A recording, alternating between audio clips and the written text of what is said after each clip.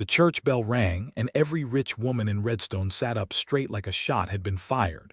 Jade Calloway walked in, tall in his black coat, dust still on his boots from the ranch. Rows of silk dresses turned toward him at once, like sunflowers chasing the sun. Miss Prescott touched her hair. Miss Dunmore leaned forward and smiled her sweetest smile. The whole church seemed to hold its breath, waiting. Jade walked slow down the middle path, past every eager face, and did not smile at one of them. Then he stopped. He turned, and instead of sitting in the front pew with the wealthy families, he walked straight to the back row and sat down next to old Widow Hutchins, a poor woman nobody else would sit beside. Gasps ran through the church like wind through wheat. Miss Prescott's mouth fell open. Someone behind her whispered, "Why would he sit there?" Jade did not explain. He simply took off his hat, folded his rough hands, and looked forward like the fine ladies were not even in the room. After the service, Miss Dunmore rushed up to him, her pie held out like a prize. "I baked this myself, Mr. Calloway, peach, your favorite." Jade took it, nodded once, and said only, "Thank you, ma'am." No smile came, her face fell. His father caught up with him outside, voice low and worried. "Son, these women bring you gifts, sweet words, everything a man could want. Why do you turn from them all?" Jade looked out at the dusty road, his jaw tight. "A gift don't mean a thing, Pa, if it comes with a price tag on the giver's face." His father sighed. "Then what are you waiting for?" Jade said nothing. He only stared toward the horizon like he was searching for someone who had not yet walked into his life. The matchmaker pulled Mercy Ann by the arm into the crowded hall, past rows of women in fine dresses, and pushed her forward like a sack of flour set down for sale. "Stand up straight," the matchmaker whispered. "Smile." Mercy Ann tried, but the room had already gone quiet and every eye was on her patched dress. A woman in blue silk laughed first, sharp and short. Then another joined her, hand covering her mouth. "Look at her hands," someone said, not even bothering to whisper. "Rough as tree bark. What rancher would want that?" Mercy Ann's face burned hot. She looked down at her own hands, cracked from scrubbing floors and hauling water pails since sunrise. She had scrubbed them extra hard that morning, hoping it would help. It had not.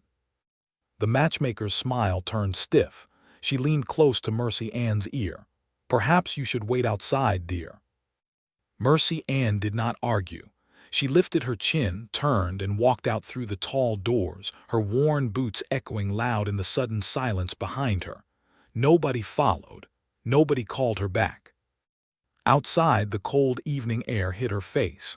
She stood alone on the porch steps, listening to the laughter still leaking through the walls.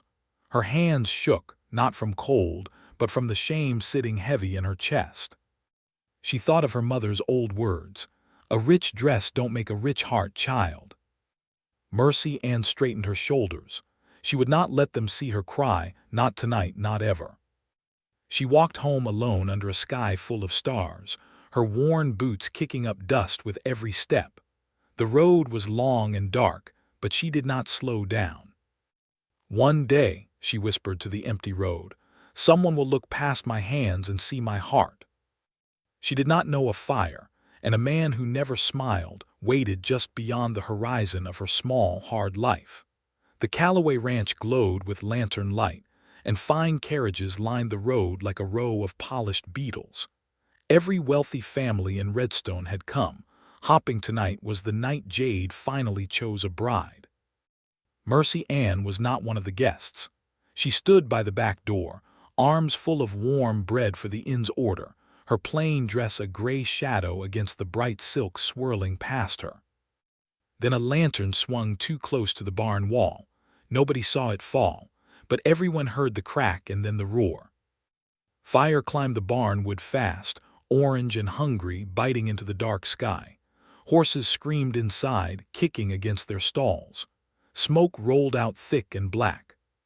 The rich guests froze. Miss Prescott grabbed her skirts and stumbled backward. Miss Dunmore screamed for someone, anyone, to do something. Men in fine coats stood staring, too shocked to move their boots. Mercy Ann dropped the bread. She ran straight toward the smoke. "Get back!" a man shouted at her. She did not listen. She threw the barn gate open, coughing hard, her eyes burning, and grabbed the first horse's rope. It reared up, wild with fear, but she held on tight and pulled it out into the night air. She turned back around, straight into the smoke again. "She's going back in," someone yelled. The crowd gasped as one voice. Mercy Ann found the second horse, calmed it with soft, broken words, and dragged it out too, her palm raw and burning from the rough rope. Jade came running through the gray smoke, his heart pounding, and stopped cold. There she stood, face black with soot, dress torn at the sleeve, rope still gripped tight in her burned hand like she had forgotten to let go. Something old and locked inside Jade's chest cracked open. For the first time in many long years, his mouth curved upward. He smiled, and every single person at that grand supper saw it happen. The rich guests stood frozen, silk dresses catching firelight, watching Jade walk straight past every one of them without a single glance. He walked toward the smoke, toward the soot, toward the girl nobody had wanted. He knelt down beside Mercy Ann in the dirt. Gently, he took her burned hand in his own rough one, careful not to press too hard on the raw skin. "You did not run from the fire," he said, his voice low and steady. "You ran into it, for horses that were not even yours." Mercy Ann's chest still heaved from the smoke. She looked up at him, confused, soot streaked across her cheeks like war paint. "Anyone would have done the same," she said quietly. "No," Jade said. Nobody else moved. Behind them, Miss Prescott's mouth hung open. Miss Dunmore clutched her peach pie plate like it might save her from this moment. Mercy Ann pulled her hand back slightly, shame creeping into her voice. "I have nothing to offer you, Mr. Calloway. No gold, no name worth speaking." Jade shook his head slowly. "You gave me the one thing gold could never buy." He paused, and his eyes stayed steady on hers. "You gave me back my smile." Tears cut clean lines through the soot on her face, but she did not look away this time. By spring, word had spread across the whole valley, farm to farm, porch to porch. The Calloway ranch gathered again, but not for another bride hunt. Chairs lined the yard. Wildflowers hung from the fence posts. Mercy Ann walked down a simple dirt path in a plain white dress. No lace, no jewels, just her chin held high. Jade stood waiting at the end of that path, and he was already smiling before she even reached him. He smiled through the vows. He smiled when he took her hand.